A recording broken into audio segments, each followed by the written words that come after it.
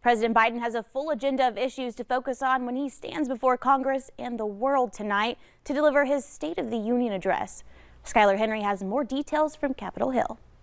President Biden's first State of the Union address would normally be a time for cheers and jeers, but this is not a normal year. Russia's invasion of Ukraine will loom over the president's address and will likely be the first topic he raises. There's no question that this speech is a little different than it would have been just a few months ago. The president will need the lawmakers in attendance to pass an emergency spending bill to provide more arms and aid to Ukraine. There will be a lot of unity around helping the Ukrainians with more weapons. But the war in Ukraine will hit Americans in the pocketbook as well.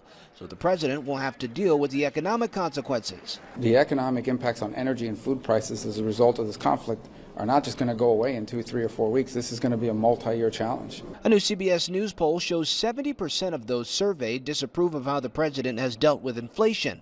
The president will once again call on Congress to pass parts of his Build Back Better agenda to help lower costs Americans pay. Lowering costs for child care, lowering costs for elder care, lowering costs for prescription drugs, those are not done yet. So he will reiterate his call for Congress to move forward on those.